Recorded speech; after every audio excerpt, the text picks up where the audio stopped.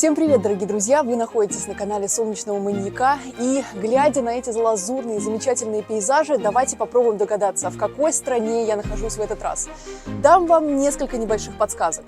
Во-первых, это одно из самых маленьких государств Европы и даже Шенгенской зоны. Нет, это не Люксембург. Нет, это не Лихтенштейн. Давайте дам другие подсказки. Это государство могло стать собственностью российского императора Павла I. И мы, дорогие друзья, из СНГ, России, Украины, Беларуси и других стран могли приезжать сюда как к себе на дачу. Нет никаких мыслей. А как насчет тех самых людей, которые ревностно защищали своего родного и любимого Иисуса Христа в самом Иерусалиме и получили звание рыцарей? Если до сих пор вы ничего не знаете об этом, и это место ассоциируется у вас лишь с курсами по английскому языку, тогда я все-таки скажу.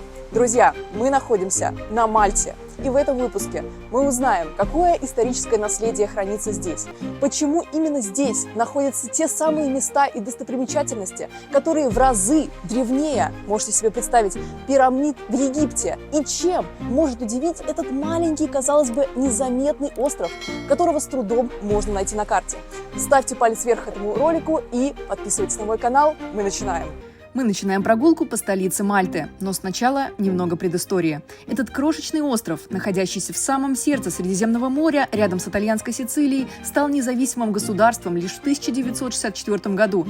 Такое стратегически важное место, разумеется, перенесло на себе многочисленных захватчиков. Сначала, примерно в IX веке до нашей эры, сюда высадились финикийцы, древний народ, проживавший на территории современного Ливана, который повлиял на развитие письменности и кораблестроения. Затем, после падения финикийского оплота Карфагена, Мальту присоединила к себе Римская империя, а после разрушения последней – Византийская. Однако к концу IX века нашей эры жизнь под контролем христиан подошла к концу, потому как Мальту сделали своей вотчиной арабы Северной Африки. В этот момент остров становится связующим звеном между арабским югом и европейским севером. Все меняется в начале XI века, когда Мальта завоевывается сицилийскими норманнами и пребывает под их контролем вплоть до середины XVI века. В этот момент итальянский король все-таки решает подарить остров ищущим пристанище рыцарям-ионитам, которые к тому моменту проживали на острове Родос и были разгромлены турками. С этого момента начинается золотой век острова. Однако изначально все было не так радужно. Рыцари ордена, прибыв сюда, быстро поняли, почему они фактически бесплатно и без боя получили Мальту. Когда рыцари прибыли на остров, они поняли, что итальянский король просто хотел избавиться от Мальты, поэтому и подарил ее с такой щедростью ордену ионитов. Изначально они были не в восторге от этого места. И тут ничего нет. Ни рек, ни лесов, ни гор. Тем не менее, в наше время, именно благодаря неотчаявшимся рыцарям, которые преобразили безжизненный остров своими укреплениями, церквями и торжественными замками, это место сейчас является настоящим музеем под открытым небом, а столица острова, город Валетта, входит в список наследия ЮНЕСКО. Так, ну что, друзья, выходим, как говорится, наше первое утро. И вот такой замечательный у нас палисадничек на самом верху. И вот она просыпается, конечно, очень медленно, как и любой город, который находится на побережье. Да, Мальта солнечная тоже просыпается, чтобы порадовать нас своими древностями, которые мы спешим исследовать. Строительством столицы занимался лично великий магистр Лавалет, в честь которого и был назван город. Он проводил свои работы дни и ночи напролет, укрепляя Валетту бастионами, валами, фортами и крепостями. Однако средств на возведение всего этого не всегда хватало. Тогда рыцарь проявил невероятную смекалку. Он стал выдавать рабочим специальные монеты с изображением рукопожатия и надписью на них «Не деньги, но доверие». Позже бумажки были заменены на реальные купюры, а столица острова была построена за 5 лет. Интересно, что Валетта стала первым городом Европы, отстроенным по изначально созданным чертежам, а планировкой ее занимался известный итальянский архитектор Франческо Лапарелли. Ну что ж, друзья, начинается наша прекрасная, замечательная прогулка. И вот уже как бы первое впечатление от города очень напоминает, конечно, в большей степени Восток, именно древний, да, в хорошем смысле. Например, старинный город Яффо в Израиле. Но и присутствует смесь такой итальянской тоже архитектуры. Несмотря на все заслуги рыцарей и ионитов, нельзя забывать и об арабском периоде существования острова. Именно поэтому невозможно однозначно назвать Валетту европейским городом. Ведь напротив церквей здесь известные арабские цветные балкончики и материал, характерный для построек в Тунисе или Алжире. посмотрите, как бы, насколько многослойно, в принципе, да, любое здесь сооружение. Конечно, многие из них это новодел, да, но, конечно, поражает. И все сделано, да, все мы видим цвет общий, так, общая картина города, что все из песчаника такого, да, имеет желтоватый оттенок. Вот, что, в принципе, довольно необычно. Прогуливаясь по улицам дальше, мы замечаем еще один знаменательный период истории Мальты – британский протекторат.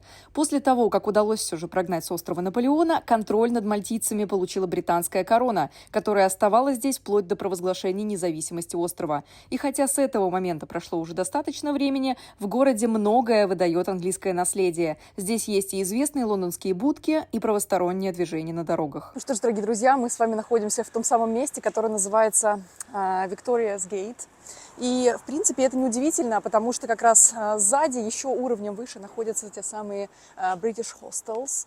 Это все потому, что вместо того, чтобы Мальта стала, как говорится, тем самым пристанищем Павла I, да, русских людей, Мальтийский орден, который запрашивал все это, они по итогу стали подданными британской короны. Поэтому здесь очень много британского наследия, плюс здесь очень похожая на Британию система, здесь такая же манера вождения, да, и здесь такие же правила там на визу, на въезд и так далее. Тем не менее, не вся архитектура города – это достижение далекого прошлого. Современная независимая Мальта также пытается внести в дизайн и обустройство как столицы, так и остальных городов государства свое видение и новые решения. В 2011 году решили унифицировать дизайн всех зданий в городе. Но пока они думали о реновации, внимание привлекло одно здание в Валетте, которое получило довольно много критических отзывов. И это здание нашего парламента. Многие говорят, что оно похоже на громадную терку. Но это все не больше, чем вопрос вкуса. Кому что больше нравится. Но что точно не оставит никого равнодушным, так это роскошные американские вывески на зданиях, которые, казалось бы, сохранились здесь с 60-х годов прошлого века. Именно по таким замечательным улицам с кафешками и красивыми вывесками мы направляемся, пожалуй, в главную жемчужину города – собор Святого Иоанна, в честь которого и был назван рыцарский орден. Так, ну что, друзья, отправляемся в главный собор, пожалуй, Валетты. Собор Святого Иоанна, как раз основателя ордена Мальтийского. И да, лучше покупать билеты онлайн всегда, если у вас есть такая возможность, как это сделали мы. Вне зависимости от точных часов здесь так можно сделать. Вот. И мы уже идем с ними. Собор Святого Иоанна назван в честь святого Иоанна Крестителя или покровителя госпитальеров. Он был построен рыцарями в конце XVI века. И из-за того, что его возведение началось практически сразу после Великой осады Мальты, архитектурно он больше напоминает военную крепость, нежели церковь. Выглядит он, конечно, просто роскошно. Стены позолочены, а также украшены многочисленными фламандскими гобеленами. Друзья, просто посмотрите, этот пол здесь, это просто отдельный вид искусства, 17 век. И просто даже жалко по такому ходить, если честно, страшно. Мозаичный пол действительно поражает воображение. Но что еще удивительнее, так это то, что находится под ним. Ведь там, под символическими элементами и эпитафиями, спят вечным сном 400 именитых рыцарей, принадлежавших знатным семьям Европы. Ну а на первом надгробии у входа на латыни написана загадочная фраза, которая звучит так: «Идущие по мертвым, знайте, что когда-то они пройдут и по вам». На самом деле, друзья, вся та красота, которую вы видите, это все примерно 17-18 век, потому что до этого церковь выглядела достаточно скромно, но потом итальянский скульптор и художник, они расписали ее так, что теперь она похожа на Сикстинскую капеллу в Ватикане. Кто не видел, пожалуйста, посмотрите это видео. Изюминку собору добавляют 8 часовен, каждая из которых посвящена особо почитаемым святым ордена. Кроме того, они разделены по национальному признаку, согласно национальностям мальтийских рыцарей. Так, например, часовня Германии посвящена празднику Богоявления Христа. Часовня Ланго-де-Аверни посвящена святому Себастьяну, одному из ранних христианских мучеников. Ближайшая к алтарю капелла носит имя Мадонны Филермо. В старину здесь хранилась вывезенная с Родоса древняя византийская икона, которая однажды совершила огромное чудо, спасла немало мальтийцев от чумы во время страшной эпидемии 1592 года. Но, пожалуй, главная фишка собора – это оригиналы нескольких картин Караваджо, художника, который сбежал от преследования Рима на Мальту. Тут он отсидел за обвинение в преступлении в крепости Святого Ангела, но при этом оставил острову наследие в виде нескольких своих картин. Одна из них, обезглавливание Иоанна Крестителя, является жемчужиной коллекции и напрямую связана с тем, в честь кого построен этот собор. На зале Караваджо экспозиция заканчивается, и мы выходим изучать улицы Мальты, которые уже заметно наполнились туристами. Ну что ж, дорогие друзья, вот мы, как говорится, находимся в центре, и это можно заметить невооруженным взглядом, потому как улицы, конечно, здесь более оживленные, достаточно узкие, жизнь уже, как говорится, кипит.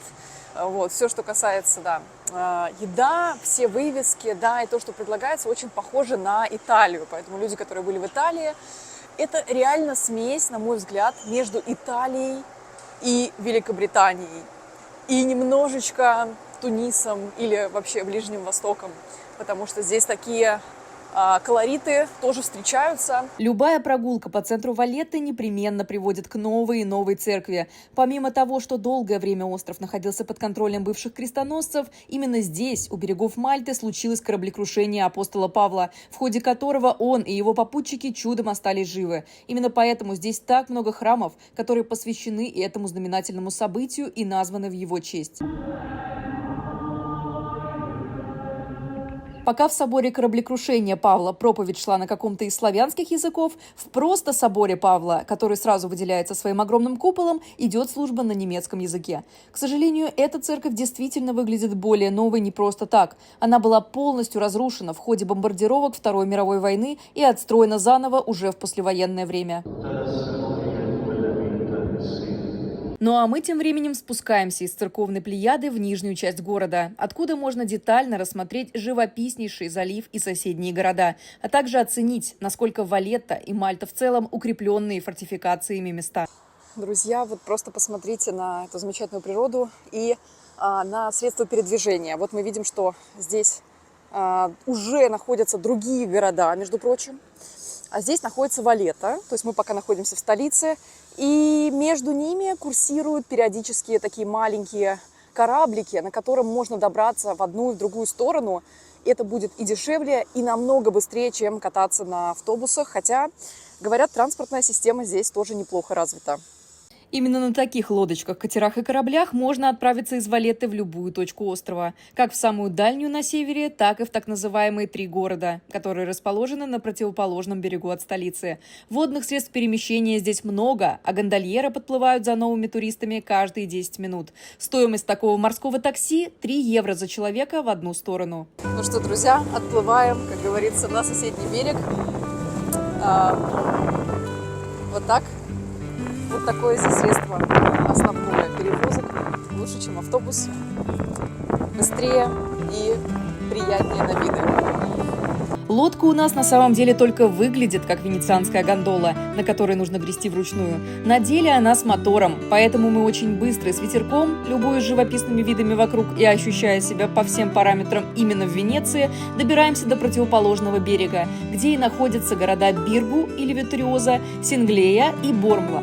Ну что ж, дорогие друзья, буквально каких-то 10 минут на прекрасной лодочке, и вы уже находитесь в тех самых 3 городах. Что значит 3 города? 3 города – это первые города, которые удалось основать тем самым рыцарям Мальтийского ордена, когда они прибыли сюда, на этот замечательный остров. И почему 3 города? Мое предположение, потому что никто точно не знает, как они называются, очень слабо видны очертания, очень слабо видны какие-то границы между этими городами.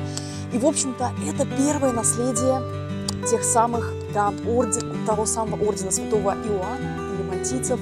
И здесь просто на каждом шагу церковь, здесь огромный тоже морской музей, и здесь та самая крепость, в которую ссылали и Караваджо, и многих других. Поэтому мы идем, конечно, на это смотреть и изучать просто каждый кусочек этой замечательной земли, который, в принципе, на самом деле не сильно отличается от Валетты, потому что дизайн, скажем так, улиц здесь лучший. Биргу, Синглею и Бормлу едва ли можно назвать густонаселенными поселениями. Суммарно здесь обитает только около 11 тысяч человек. Однако все три города сыграли стратегическую роль в обороне острова и позволили ему выжить в бесконечных набегах недругов.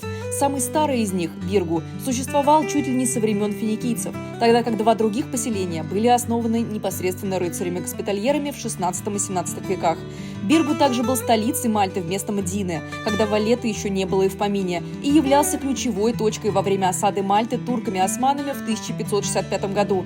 После того, как форты и укрепления Биргу позволили победить недругов в условиях максимального численного превосходства противников, город прозвали Витариозой, что означает «победоносный». Мы в полном рассаднике разных всевозможных церквей на квадратный километр, потому что здесь их действительно очень и очень много, практически на каждом шагу.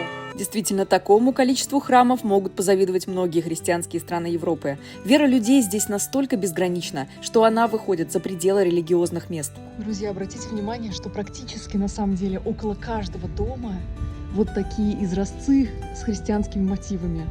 Это то, что отличает Мальту от других похожих по архитектуре, например, или по цвету города мест. По таким красивым улицам мы отправляемся в самую роскошную церковь, которая манила своим цветным куполом даже с противоположного берега. Если вы думаете, что только собор Святого Иоанна заслуживает вашего внимания, то, конечно, нет. Мы находимся в церкви Святого Лаврентия. Как нам сказали, это одна из самых важных, в принципе, церквей на всей Мальте. Это выдающееся место – католическая церковь Святого Лаврентия. Интересно, что до возведения собора Святого Иоанна в Валетте она считалась самой главной церковью на всем острове. Сама она была построена в конце 17 века, на том месте, где до этого располагалась еще более древняя католическая религиозная постройка. Поэтому храм считался самым древним из существующих на Мальте. Все изменила Вторая мировая война, в ходе которой она была практически разрушена бомбардировками Третьего рейха. Только восстановительные работы недавнего времени воссоздали ее приблизительно в том виде, в котором она представала перед прихожанами раньше. Я не знаю, вообще передает эта камера или нет, но церковь иногда можно прям почувствовать, как сказать, вот эту атмосферу. И вот здесь она такая добрая, это аура этого места на самом деле просто волшебно. Я не хочу говорить, что как в Италии, потому что, да, также красиво, но немного по-своему, немножечко со своим оттенком. И здесь невероятно приятно находиться. В моей жизни были такие церкви. Одна из них, например, церковь в Вифлееме, рождение Христа. И вот здесь как раз тоже одна из них, одна из приятных по атмосфере и по духу церквей. Разумеется, такое огромное количество церквей не могло не привести страну к неизбежному, к существованию инквизиции. Здесь, в Биргу, находится дом великого инквизитора, который отвечал за расправы над неверными. И именно туда мы сейчас отправляемся. Гуляя по, кажется, абсолютно христианскому острову, который просто увешан всеми возможными напоминаниями о том, что здесь, именно здесь жили настоящие рыцари, защищающие христианский Иерусалим от набегов любых иноверцев. В этом замечательном месте хочется спросить, а как же мальтийцы, как же те самые рыцари относились, например, к иноверцам? Что же происходило здесь? И ответ, наверное, будет простым, с одной стороны, а с другой стороны, очень тяжелым, кровавым и ужасным. Потому как, естественно, здесь не принимали и относились с особой жестокостью к людям, которые так или иначе были связаны с турками, османами, с Мехметом Пашой и с другими мусульманскими представителями. Но если вы думаете, что на этом все закончилось, то это далеко не так. Как известно, Мартин Лютер Кинг был тем самым человеком, который начал реформацию. То есть борьбу с католической церковью и с доминацией этой церкви. Как только он начинает эту борьбу, как только он начинает проповедовать вольные вещи, что люди, оказывается, могут сами читать Библию, могут обходиться без пасторов, без священников, которые пережевывают и истолковывают тебе тайны Нового Завета, тут же начинается со стороны Рима борьба с ересью.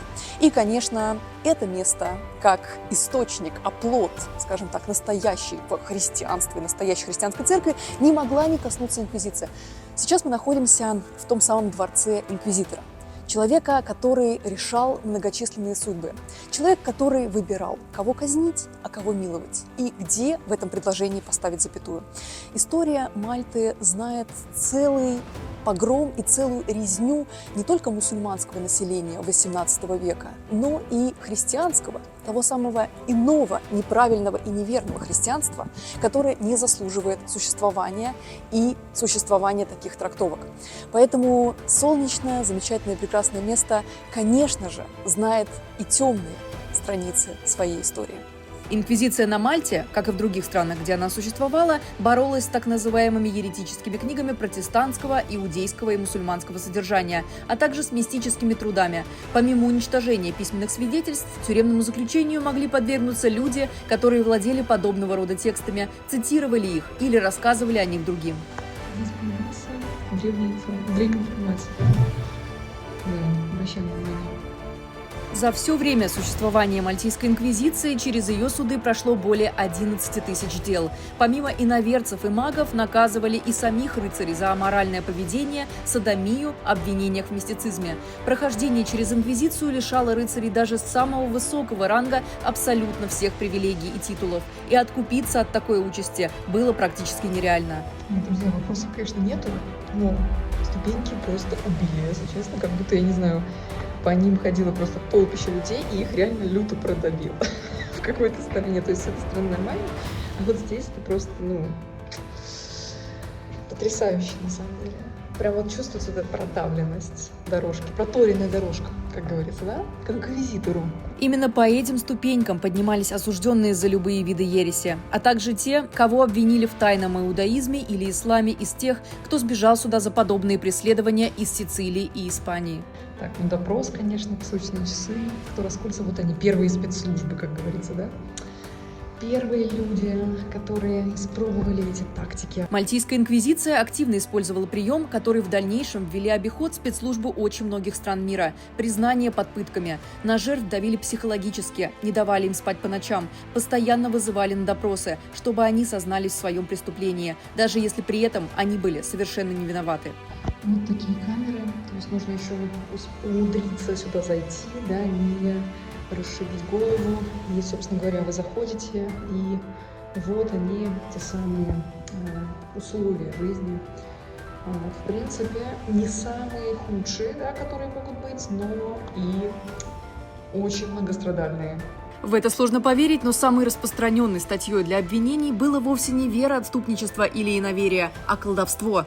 Зачастую арестом в 17 веке подвергались народные целительницы и прорицательницы, которых пытали на допросах, бойкотировали в обществе, а затем отправляли в тюрьму на десятилетия. Как думаете, выжили бы в такой ситуации современные тарологи и гадалки? Пишите вашу версию в комментариях. Вы можете быть ведьмой, вы можете быть, я не знаю, каким-то магом, вы можете быть тарологом по тем временам, чтобы на вас пожаловались. И если вдруг кто-то не оценит ваши услуги, человек может пожаловаться инквизитору, и все, и вас посадят сюда. И вот это будет вашим туалетом, как бы.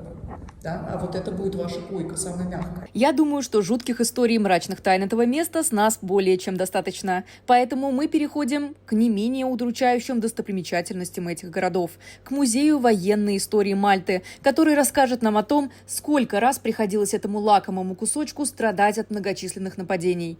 Ну что, друзья, вот тут самый военный музей. Поскольку Мальта, можно догадаться, да, что это морская держава, если так можно сказать, то, конечно же, здесь за честь принимаются любые морские сражения, походы и так далее. И здесь как раз можно посмотреть на какие-то, якобы интересные, да, сооружения. Некоторые из них, конечно, подлоги, да, но и сейчас, да, наследие того, что происходит, конечно, утрачено, вот, но воспоминания остались. Несмотря на невнушительные размеры острова, его жителям приходилось вовсе не сладко. Они сражались и с турками-османами, и с армией Наполеона, которая победила рыцарей и изгнала их из Мальты, и с англичанами, а под конец с Германией Третьего рейха. Именно поэтому здесь сохранилось такое значительное количество различных военных артефактов. Так, ну что, друзья, все-таки посмотрим, какими воинственными и защитниками классными были раньше мальтийцы. Вот так совершали набеги турки, которых мнут просто там во всех соборах, как говорится, да. А вот так защищались отважные мальтийцы, рыцари, защищали этот прекрасный, замечательный остров. Вот такая картина маслом. И, как мы видим, опять в форме звезды вся крепость. Как и многие города в Италии, да, Ватикан. Если не смотрели это видео, пожалуйста, посмотрите. Очень-очень похожий сюжет. Экспозиция музея представляет не только амуницию и схемы того, кто как нападал и оборонялся, но и удивительные вещи 19-20 века, цели использования которых едва ли вообразимы для человека нашего времени. Признаемся, кто собирает такой чемодан только для косметики, только для шляп? Ничего удивительного, в древние времена, как говорится, это был кейс для шляп. Ну, чисто едете в поездку, как говорится, ваш чемодан. Зачем чемодан брать? Вот такой вот надо брать. Чисто припудрить носик. Внешний вид во время постоянных перемещений военного времени – дело, конечно, важное, но не менее важно находить себе пропитание. И те самые люди, которых мы иногда считаем более отставшими, чем мы, подчас придумывали просто гениальные вещи. Вот посмотрите, какое интересное приспособление для ловли рыб. Как говорится, кто не знает, я лично не знала, почему внутри тоже находится конус. Для того, чтобы рыба могла заплыть, но не смогла отсюда выплыть. Вот так вот интересно. Вот. Ну и как бы все корабельные приспособления тоже здесь есть. Например, да, промыслы, все вот эти штуки, все собраны тут. Осмотрев все удивительные вещи из военной коллекции, мы отправляемся на прогулку по городу. Или, вернее сказать, по городам, потому как расстояния здесь действительно маленькие. Проходит буквально полчаса с начала осмотра достопримечательностей, и тебя уже не покидает стойкое ощущение того, что ты живешь в этом городе несколько недель. Ну что ж, друзья, наверное, самое время подметить один из главных, на мой взгляд, плюсов таких маленьких расстояний и такой планировки городов, да, не только города. И это то, что вы просто не можете потеряться. Вы в любом случае придете здесь к тому самому месту. Во-первых, потому что здесь везде есть указатели. Вот, например, если вам нужен форт Святого Ангела, да, вы всегда его найдете. Во-вторых, если вдруг вы человек с топографическим кретинизмом, как и я, если вы живете даже в маленьком городе, но у вас планировка такая, что он идет как-то по кругу, или вот буквально смещение на угол, и вы уже совсем в другом районе, то это вообще не про Мальту, потому что реально мы здесь ни разу пока не запутались, ни по картам, никак, потому что мы в любом случае выходим к тому месту, которое нам нужно. И это, на мой взгляд, замечательно просто.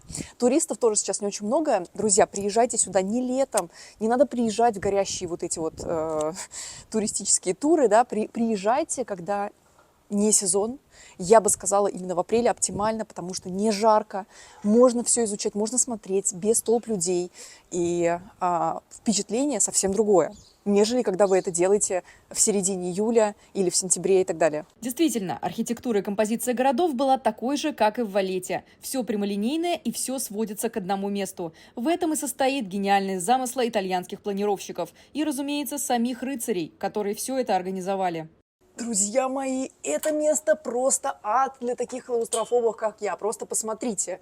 Прикладываю все усилия, чтобы эти стены не сомкнулись, пока я борожу вот эти просторы, да, и продвигаюсь постепенно к набережной. На самом деле, это место стоит вашего посещения, если особенно вы страдаете от этой фобии, потому как здесь олицетворяется та самая метафора «свет в конце туннеля».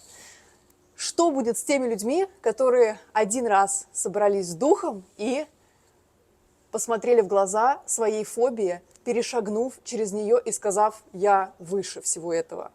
Да будет то, что вы почувствуете свободу, и ваша жизнь будет такой же прекрасной и замечательной, как вот этот потрясающий вид на Средиземное море и на столицу Мальты. Вот так, друзья мои, такая вот метафора. Посещая 3 города, невозможно пройти мимо этого самого, пожалуй, значимого места не только в Биргу, но и во всей Мальте. Именно благодаря укреплениям этого места остров вообще остался христианским и не стал собственностью Османского халифата. Конечно, я сейчас говорю о форте Святого Ангела, которому мы обязаны успешной осадой Мальты. Ну что ж, дорогие друзья, находясь между вот этими райскими кущами, можно сказать, что находимся мы опять не в совсем веселом месте, потому что это форт, да, Святого Ангела, это опять крепость, в которой томились души безвинных людей, как и все остальное, заключенные по разным причинам. И как написано было на стенах, в которых они оставляли надписи, пока находились здесь, написано «Смерть – наш единственный вариант выйти отсюда, из этих стен». Сейчас, конечно же, это туристическое место, это замечательное, залитое солнцем здание, реновационное, да, новодел, но тогда Тогда это было самое ужасное место для тех людей, которые были здесь заключены. Этот старейший форт в районе Великой Гавани был построен еще в IX веке во время арабской оккупации острова. С тех пор все, кто владели этим бастионом, могли управлять островом. Его история знает множество загубленных жизней, потраченных в угоду закрепления здесь той или иной власти. Здесь нещадно расправлялись как с врагами среди чужих, так и с инакомыслящими и еретиками среди своих. Ну что ж, друзья, что можно узнать об этом? Это пушки вообще 19-18 века. Верим, что не инсталляция. Вашу версию в комментариях, как говорится. И мы знаем, что этот самый форт, он был разрушен бомбардировками во время Второй мировой войны. И это на самом деле заметно по фасадам некоторых из этих зданий. Хотя большую часть, конечно, отреставрировали. И вообще это место нужно воспринимать как в большей степени новодел. То есть старого здесь очень мало. Почти все, я не знаю, находится, наверное, на реконструкции. Интересно, что самые ранние упоминания этой цитадели относятся к 1241 году. В то время она называлась Каструм Марис, что в переводе означает «замок у моря». Состояла она из 2 огороженных участков, ограниченных высокими стенами и укрепленными выступающими башнями. На рубеже 15 века наземная стена была защищена рвом. Поэтому любая власть, которая контролировала форт и остров, оставляла на месте огромное количество пушек и других боеприпасов, чтобы отслеживать подплывающих к Мальте недругов. Да, вот они остались на самом деле. Везде рельсы, да, от пушек. Вот здесь тоже видно такие подковы. Да? И вот такой вид на лазурное просто море. Посмотрите. После своего прибытия на Мальту в 1530 году орден Святого Иоанна превратил форт в свою главную штаб-квартиру. С этого момента, вплоть до 1558 года, здесь находилась резиденция великого магистра. Чтобы укрепить тогда устаревший средневековый замок, рыцари тщательно перестроили сооружение, построив несколько артиллерийских платформ, что ознаменовало введение бастионной системы обороны на Мальтийских островах. Именно такая система сыграла ключевую роль во время Великой осады 1565 года. Ну что ж, дорогие друзья, вот гуляем мы уже, наверное, час по этому замечательному замку Святого Ангела. И что можно сказать? То, ради чего сюда действительно стоит приходить, это все возможные ракурсы и виды на противоположный берег, на столицу Мальты Валетту, на другой из 3 этих городов, да, к которым мы приехали. Потому что если речь идет о реликвиях, то попросту оригиналы практически не сохранились. Здесь вы не увидите того самого замка главного магистра, о котором гласят надписи, да, с таблички, с надписями на стенах. Вы увидите, к сожалению, да, табличку о том, что это все новодел, это все реконструкция, потому что спасибо, скажем, Второй мировой, которая разбомбила эту неприступную некогда крепость. Во время Второй мировой войны форт Святого Ангела вновь был задействован, теперь уже для обеспечения защиты от воздушных налетов оси. Во время бомбардировок он получил 69 прямых попаданий, а после продолжал служить штабом Королевского флота на Мальте, пока последний отряд иностранных войск не вышел из его стен в марте 1979 года. Ну что ж, друзья, вот он еще раз с этой стороны, да, форт Святого Анджела. И как было сказано на экспозиции, в инсталляции, внутри музея, как было сказано в документальном фильме, который показывают всем туристам, это место на самом деле, если так подумать, это просто ключ к завоеванию Мальты. Там сказано, что тот человек или та страна, которая овладеет вот этим фортом, вот этим бастионом, который принял тех самых путников, тот самый орден Святого Иоанна сюда, тот станет владеть Мальтой. А кто станет владеть Мальтой, тот будет владеть всем Средиземноморьем.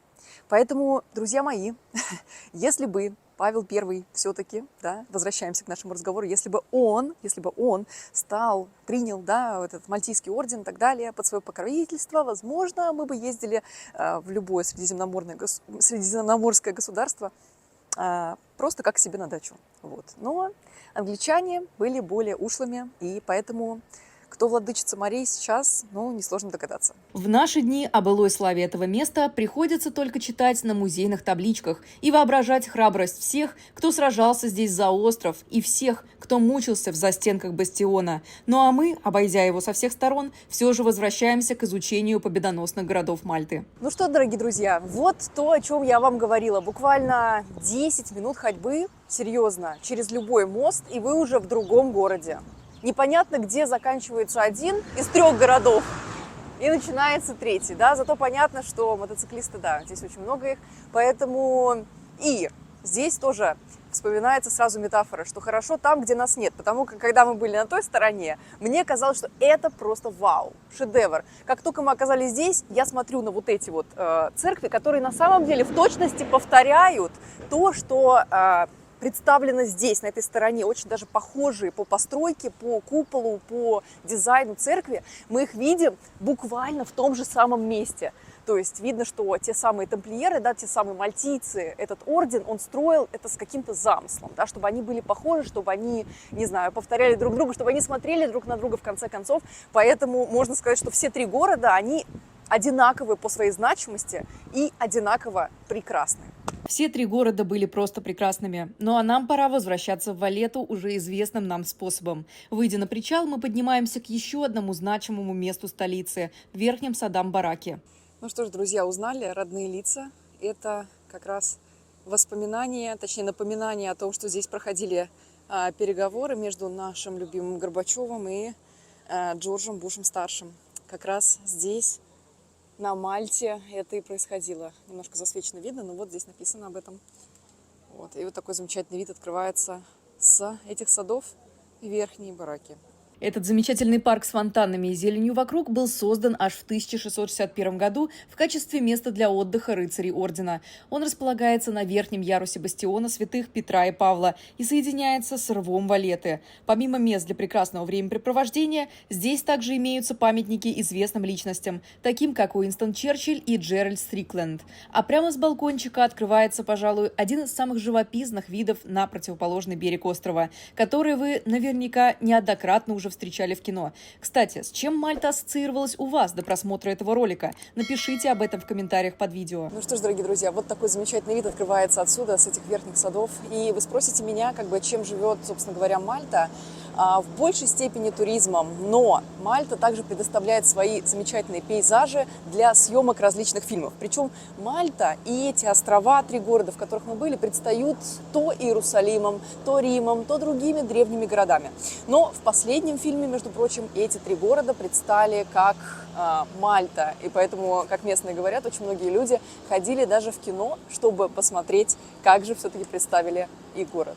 Внимание привлекает не только умиротворяющая красота садов, но и салютная батарея из черных пушек, выстроенных вдоль стены под смотровой площадкой. Они дают залпы каждый день в одно и то же время – в 12 дня и в 4 вечера. Такая традиция используется в стране с тех времен, когда пушки использовались вместо часов и для настроек морских хронометров.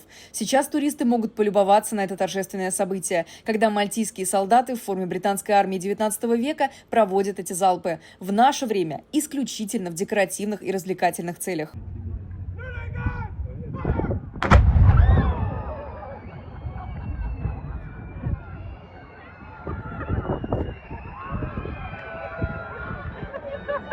Дождавшись залпов пушек в многолюдной толпе, мы отправляемся в центр города для продолжения его осмотра. Конечно, практически каждая улица здесь напоминает нам об основных строителях столицы Мальты – о Ла Валетте и его приспешниках. Действительно, почти все значимые дворцы, парламенты и консульства относятся или относились к собственности рыцарей ордена.